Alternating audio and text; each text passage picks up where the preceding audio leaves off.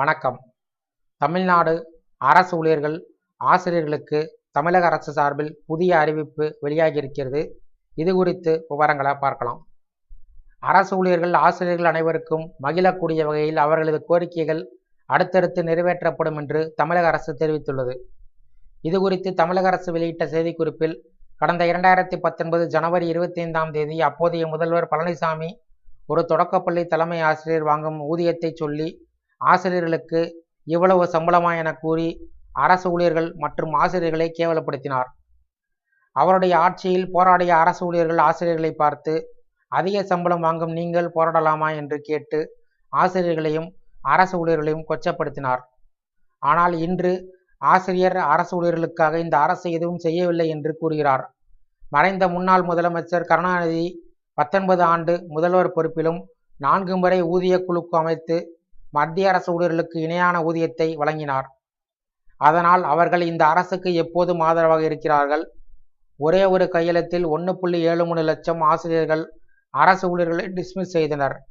அதன் பின்பு சென்னை உயர்நீதிமன்றம் உச்சநீதிமன்றம் சென்று உத்தரவை டிஸ்மிஸ் செய்ய வைத்த பெருமை திமுகவுக்கு உண்டு.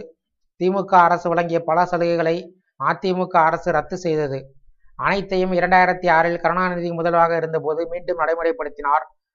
அரசு ஊழியர் நியமன தடை சட்டம், டெஸ்மா சட்டம் ரத்து செய்யப்பட்டது.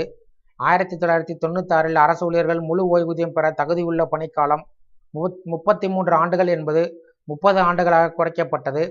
இவ்வாறு பல சலுகைகள் வழங்கப்பட்டது. அதே வேளையில் முதல்வர் மு க ஸ்டாலின் 2021இல் பொறுப்பேற்றது முதல் அரசு ஊழியர்கள் ஆசிரியர்கள் நலனை பரிவோடு கவனித்து சலுகைகளை வழங்கி வருகிறார். மகளிருக்கு மகப்பேறு விடுப்பு காலம் 9 மாதம் என்பதை 12 மாதங்களாக உயர்த்தியுள்ளார். அரசு பணியில் பெண்களுக்கு 30% என்பது 40% உயர்த்தப்பட்டது.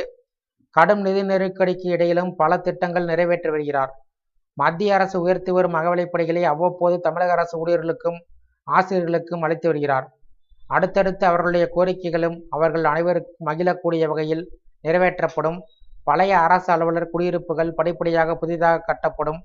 அரசு பணியாளர்களுக்கு வீடு கட்டும் முன்பணம் ரூபாய் 40 லட்சத்திலிருந்து 50 லட்சமாக உயர்த்தப்பட்டுள்ளது. ஓய்வூதியர்கள் இறந்தால் ரூபாய் 50,000 நிதியுதவி வழங்கப்படுகிறது. சமக்கர சிக்ஷா அபியான் திட்டத்திற்கு உரிய நிதியை மத்திய அரசு வழங்காத நிலையிலும் 32,500 ஆசிரியர் மற்றும் பணியாளர்களுக்கு செப்டம்பர் அக்டோபர் மாதத்திற்குரிய ஊதியங்களை உரிய நாளில் வழங்கி பாதுகாத்துள்ளது திமுக அரசு. பழனிசாமியின் நாடகம் அரசு ஊழியர்கள் ஆசிரியர்களிடம் கடும் எதிர்ப்பையும் வெறுப்பையும் ஏற்படுத்தியுள்ளது. இவ்வாறு அதில் கூறப்பட்டுள்ளது. இந்த வீடியோ சார்ந்த உங்களுடைய கருத்துக்களை கீழே உள்ள கமெண்ட் செக்ஷனில் கமெண்ட் பண்ணுங்கள். இந்த வீடியோ பிடிச்சிருந்தா வீடியோக்கு ஒரு லைக் பண்ணுங்கள். இந்த வீடியோவை உங்களுடைய நண்பர்கள் மற்றும் உறவினர்களுக்கும் ஷேர் பண்ணுங்கள். நன்றி.